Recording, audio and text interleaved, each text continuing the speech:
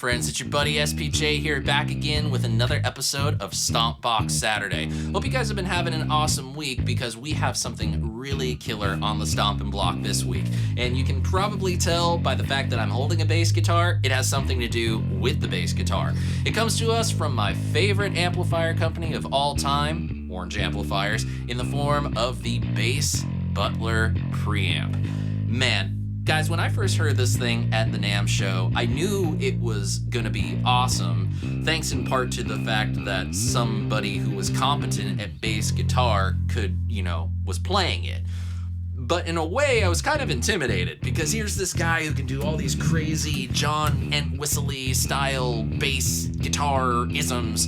It's like, is this gonna work for me? Well, thankfully, thanks to my relationship with the guys at Orange, I was able to get one into my hands, and over the course of the last month or so, just been slowly testing it out. And I think I've come to the conclusion that this little box, well, it's a rather big box, gets me the bass tone that I have been looking for. So let's go ahead, throw the Bass Butler up on the screen and start talking about what the controls do. Now, it helps with the Bass Butler to look at this as a dual signal path pedal. Your bass guitar, or guitar for that matter, if you want to try it out, goes into the Bass Butler via the input, and then is split along these two signal paths, the clean and the dirty signal path. The clean signal path is basically like your core bass tone, controls for volume, treble, bass, and a single knob compressor. Really handy thing. I feel like bass guitar always benefits from just having a little bit or a lot of it of compression on it. And then finally, your dirty signal path, loosely based on a British style amplifier that you can really drive like crazy, controls for volume, treble, middle, bass, and gain. If you go out of the amp output on the Bass Butler, it sends a blend of these two signals to your amplifier.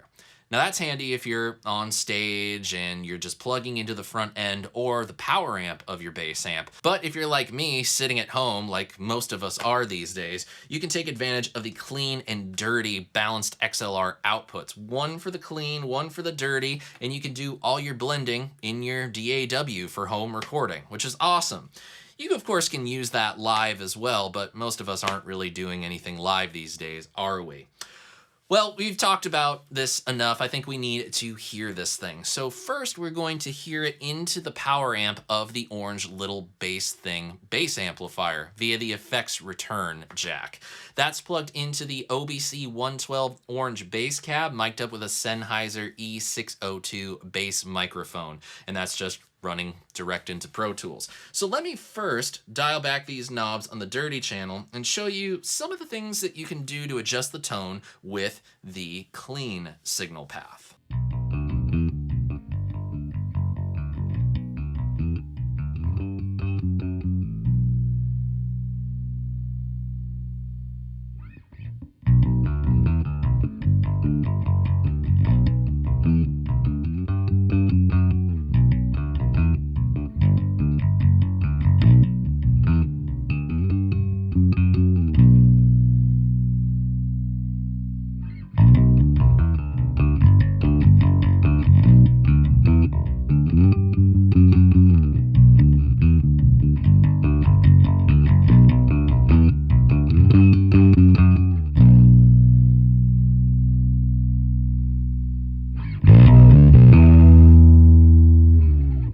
Need to turn back the volume knob a little bit for that one. You can hear now that we've gone to the extreme on the compressor that it doesn't just compress the signal, it also does the makeup gain thing that compressors can usually do.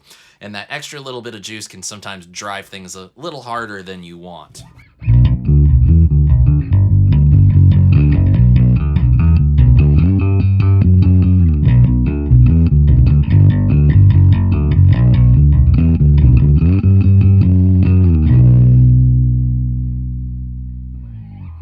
Now, personally, I like starting with the compression at noon. I feel like that works best for me. It does all the things that I usually want compression to do.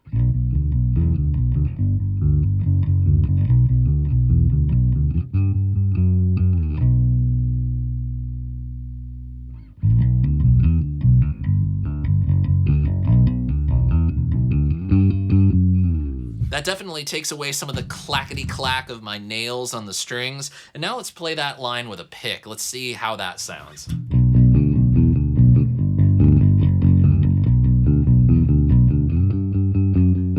Definitely rounds out that sound a little bit. But maybe we want some of that articulation. Let's go ahead and up the treble a little bit. Hear how that sounds.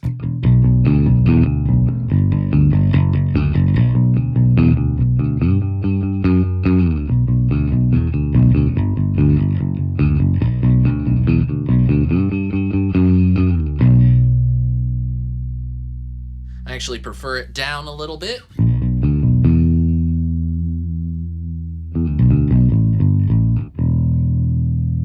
That's nice. Now let's add a little bit more weight from the bass control.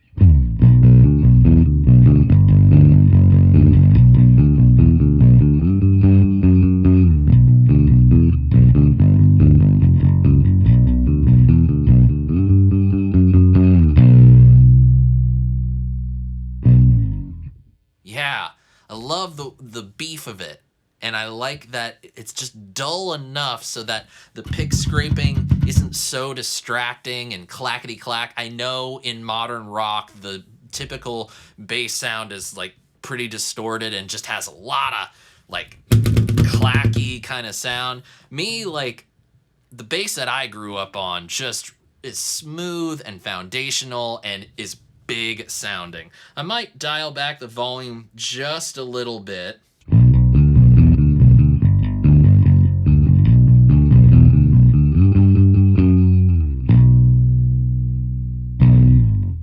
Yeah, I like that. It sounds really nice. Now we can explore the dirty side. And how do you do that? Well, the clean is always on. Blue LED right down here. Foot switch, it turns green, and boom, you have the dirty sound added. Now I'm just going to turn down the volume on the clean path so that we can just hear the dirty signal path. Turn everything relatively to noon. Let's see what happens.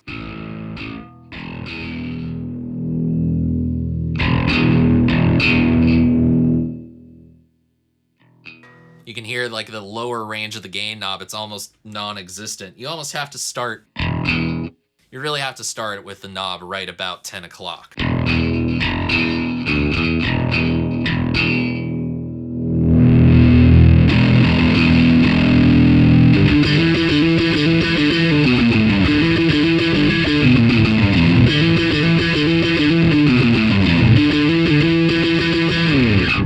You can get that sort of around the world intro sound there, which is pretty rad, I think.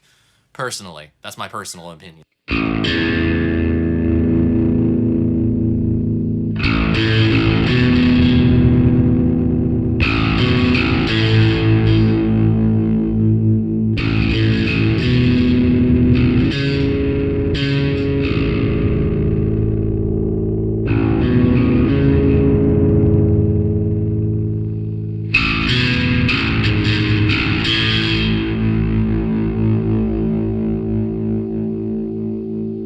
Set it up kind of like this, we get a plexi-ish kind of grit to it.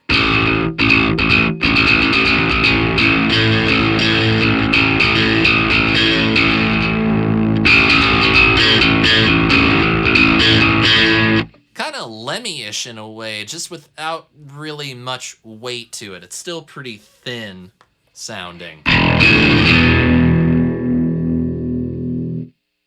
But gritty enough that it actually adds something to our original clean tone. And this is the real magic of this thing for me. Being able to blend those two sounds as I see fit into one gigantic bass tone that solves every single bass guitar need I've ever had. Let's start right here with what we have. We're done.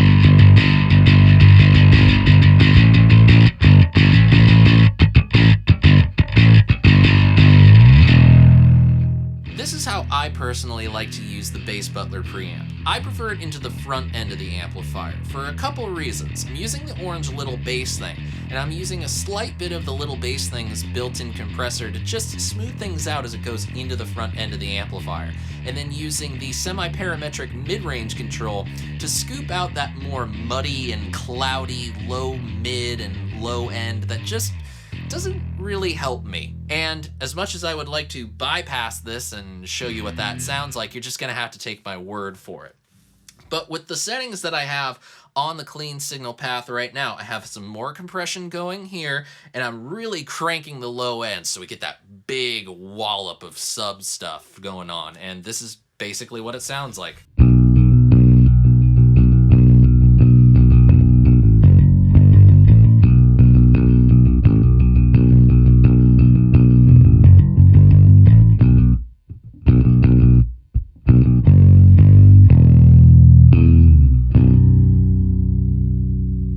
Just a really big bass sound, and I'm doing a serial compression thing where basically you run one compressor into the next, not overworking each compressor, just doing enough to, you know, start making the compressor really work. And by the way, this gives me a nifty opportunity to do this. The LED shows you when the compressor is active.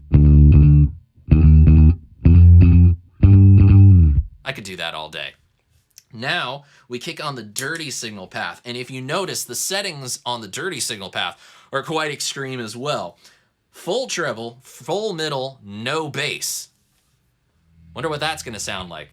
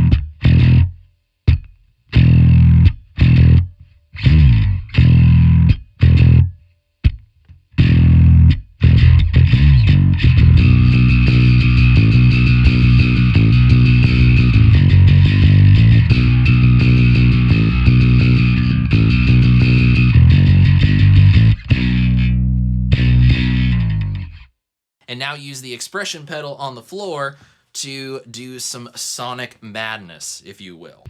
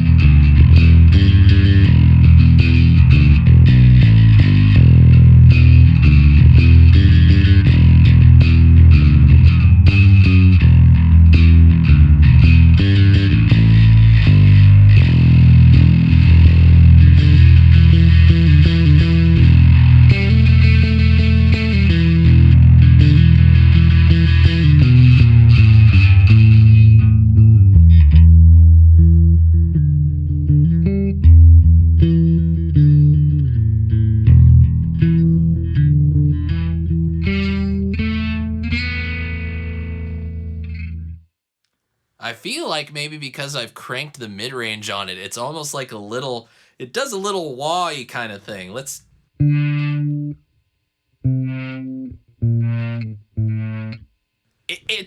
It's perceived. It's not really doing it, but that's a cool, nifty little side effect right there.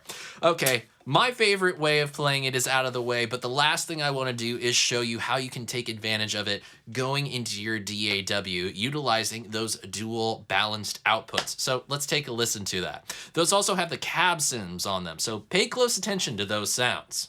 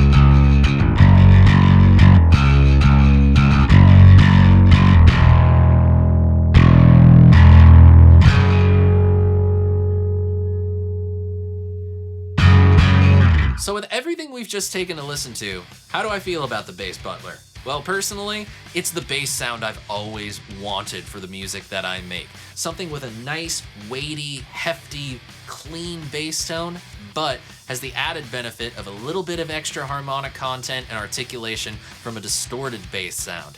And distorted and overdriven bass tends to get lost in the mix a little bit, so I don't always like to just have a distorted bass sound. I've always wanted that ability to blend. Well, the ability to blend is all right here, and I don't have to worry about it. I am going to be using it all over the place over the course of this whole thing that we're going through right now, writing new songs, recording new bass parts, maybe even releasing some new music, but I will let you all know when that is going to happen. But in the meantime, I would love to know what you guys thought personally of the Bass Butler. Is there anything else that you'd like to see from it? Maybe in the context of a mix, or even, should I try this thing with an electric guitar? If so, let me know in the comment section below, and when you see it, make sure you hit the subscribe button, ring the bell, turn on the notifications, and come back for more videos very, very soon. I'm gonna get down to some more business here today, friends, and until next time, I'm SeanPierceJohnson, wishing you all out there great tone, good health, and happy stomping. Cheers, friends.